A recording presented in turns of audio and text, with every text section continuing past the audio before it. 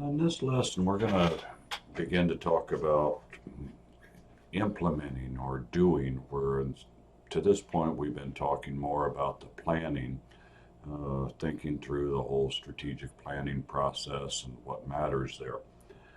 And when it comes to the doing, the implementing, it really starts with organizing.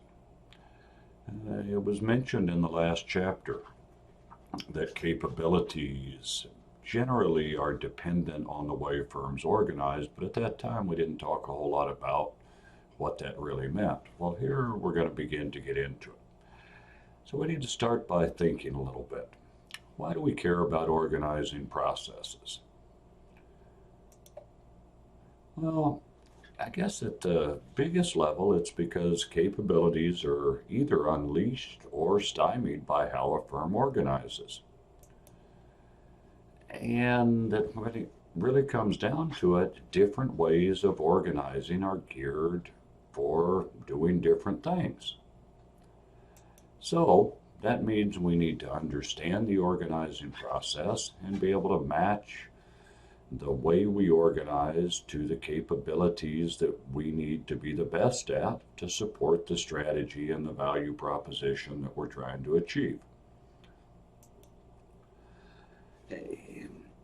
Historically, we have kind of thought about this notion of structure and organizing as an outgrowth of strategy. Structure follows strategy for a long time, based on the work of Chandler and others, was kind of the mantra. So the notion would be that you created the strategy, then you determined the structure needed to accomplish it. But your book mentions Mintzberg, there have been a number of others who have argued that yes, but at the same time, you need to recognize that in an ongoing organization, the way we are structured actually has a real impact on what we look at, what we pay attention to, the options that management might consider. So, if you take that view, strategy might actually follow structure. Reality is they're intertwined. We should think about how we are organized and what we can do while we are considering our strategy. But if we have a great strategic option, a new way of approaching the market, we can also consider whether we can make changes to our structure to accommodate that. With that in mind, we need to acknowledge that there really is not a best structure or a best way of organizing. Any way that we look at is going to have advantages and disadvantages. And again, we'll come back to this notion that we need to decide which capabilities are most important and make sure that we are organized in a way that we can both develop and unleash those capabilities. Now, if we're going to talk about organizing, it's also probably worth kind of going back and thinking for a few minutes about what is an organization.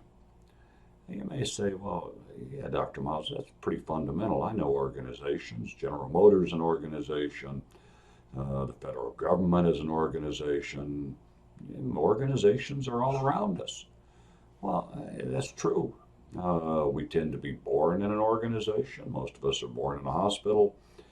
We are members of multiple organizations throughout our life, in our work. If you're religious in a church, that's some kind of an organization. Social clubs are often organizations. School. But we often don't think about what an organization really is. Oh, here's one definition from an organization theory book. Organizations are social entities that are goal-directed, deliberately structured activity systems with a permeable boundary. So what does that really mean? Well, social entities, they're people. Ultimately, an organization, no matter what legal standing the formal organization entity has these days, organizations are ultimately made up of people that have come together. Goal-directed organizations typically have a purpose, whether that is a for-profit serving a particular market or building good moral character in a religious or social club, there is a goal.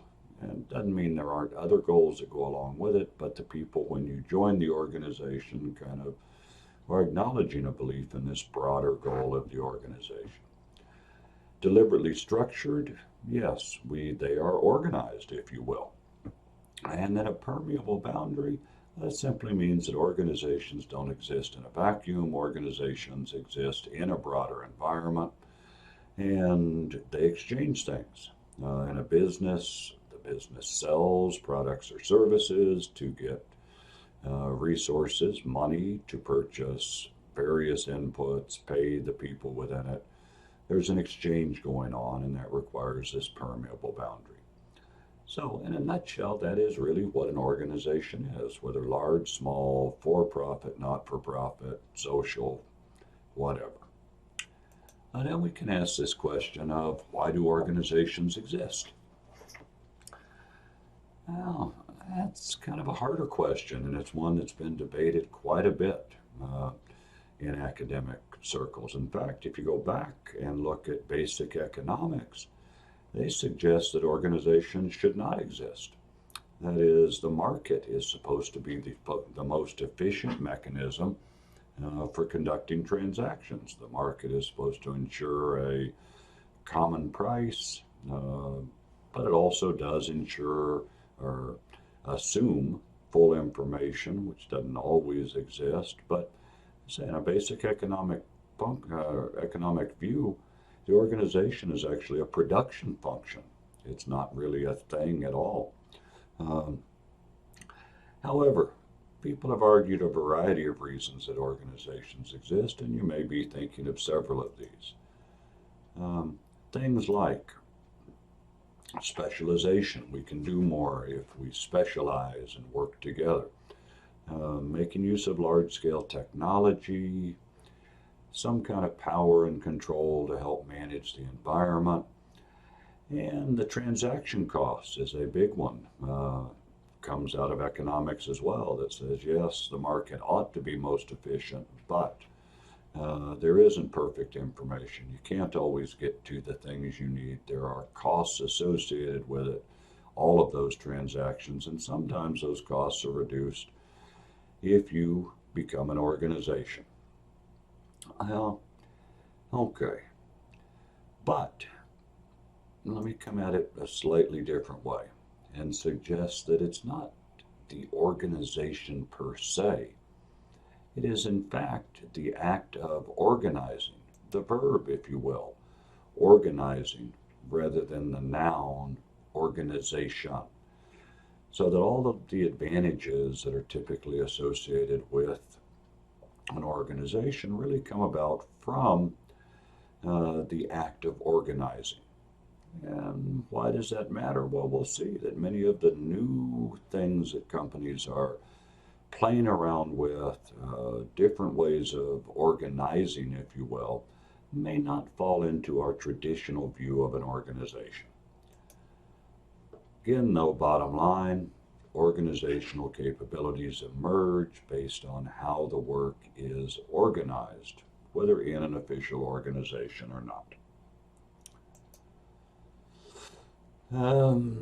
So, if we're going to organize, what are we trying to do?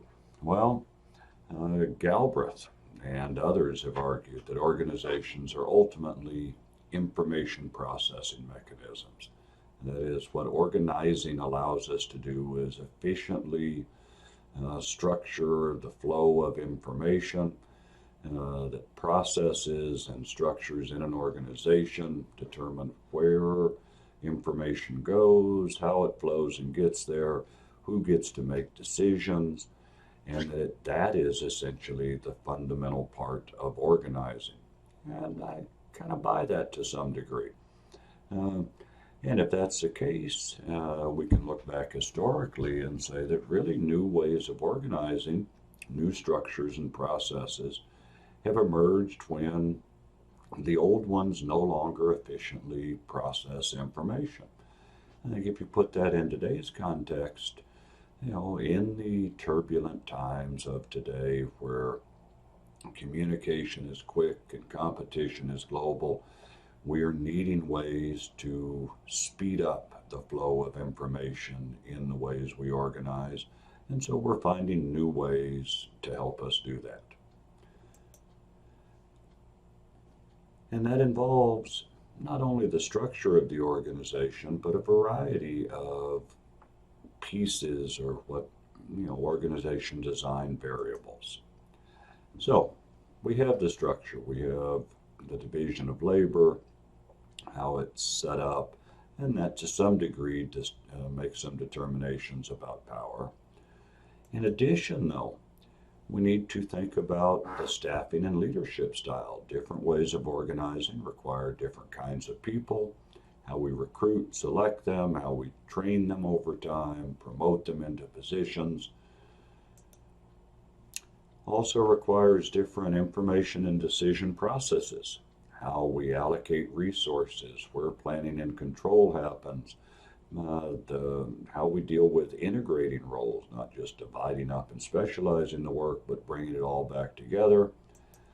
And a lot of that depends on motivations that come out of reward systems, how people are paid, but also for what is it that they get promoted, different ways of designing the jobs that may be more rewarding, setting up performance measures, because we want to motivate people to do the things and process the information in an efficient way that helps us achieve the capabilities we need. Oh, and then all of these things have to work as one, have to work together if we're going to organize well. So we put all that together and we have an organization made up of a structure, people, the staffing and leadership, the information and decision processes, and the reward systems. As you go through the chapter, Grant, I think to a large degree, touches on most of these things, but does not go into maybe as much depth as I would like. It's a bit of a challenge. For all the talk these days about the importance of organizing, we don't always spend as much time with it as we should. Organizations don't have a chief organizing officer, and perhaps they should. But for now, let's make sure that we understand the different pieces, go through the chapter, and I'll be back with some material a little bit later.